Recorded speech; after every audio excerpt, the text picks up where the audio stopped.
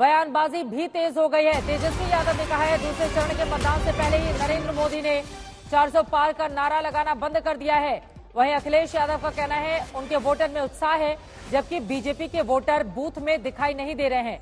यानी कि वोटरों को लेकर अब यहां पर आरोप प्रत्यारोप का दौर शुरू हो गया है। पूर्णिया आपको लेकर चलते हैं। शशि भूषण हमारे संवाददाता वहां से जुड़े हुए हैं। शशि, अब कह रहे हैं 400 पार का नारा देना बंद कर दिया है प्रधानमंत्री ने 2 चरण के मतदान को देखते हुए। क्या मतलब मायने निकाले जाए इसके?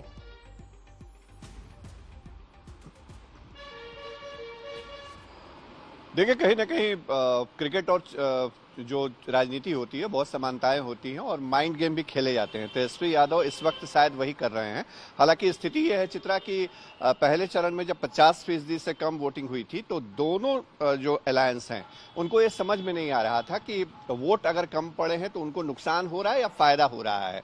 सबके अपने अपने आकलन थे और इसका नतीजा ये हुआ कि दोनों ही गठबंधनों ने अपने अपने वोटरों को बूथ तक पहुंचाने और बूथ तक उनको बुलाने का पूरा इंतजाम किया, कोशिश की, कैंपेन किया कि उनके वोटर ज्यादा से ज्यादा पहुंच पाएं और वो हुआ भी है।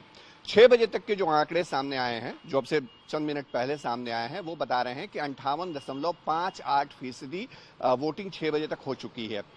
चुनाव आयोग के मुताबिक ये आंकड़ा चूंकि 6 बजे तक जब मतदान की प्रक्रिया टाइमिंग खत्म होती है तो उस दौरान जो वोटर बूथ पे रहते हैं उनको वोट कास्ट करने का अधिकार दिया जाता है, तो ये आंकड़ा जो है वो 60% के ऊपर जा सकता है।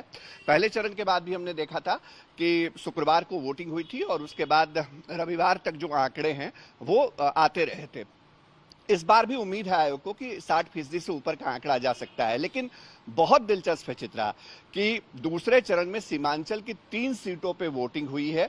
जिन सीटों पे सबसे ज्यादा वोट पड़े हैं, अंग प्रदेश जो इलाका कहा जाता है जिसमें भागलपुर और बांका का जिला है, बांका लोकसभा है, वहां पर वोटिंग कम हुई है। सुबह हमने देखा था सबसे पहले कटिहार में ज्यादा वोटर्स निकल रहे थे। हालांकि पूर्णिया में भी वोटरों की अच्छी खासी तादाद थी, लेकिन आंकड़ों में कटिहार आगे था।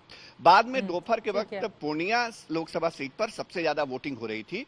शाम में जो है टक्कर किशनगंज और पूर्णिया के बीच हो गई। और अब देखिए जो आंकड़े सामने आए हैं वो आंकड़े बता रहे हैं कि किशनगंज में सबसे ज्यादा वोटिंग इस वक्त हुई है। कटिहार में 64.60% वोटिंग हुई है सबसे ज्यादा और किशनगंज में 64%। यानी कि प्रथम चरण के मुकाबले द्वितीय चरण में बिहार में ज्यादा वोट पड़े हैं। उम्मीद यही कि जैसे जैसे आगे के चरण आएंगे उसमें वोटर्स और बड़ी तादाद में अपने घरों से बाहर निकलेंगे।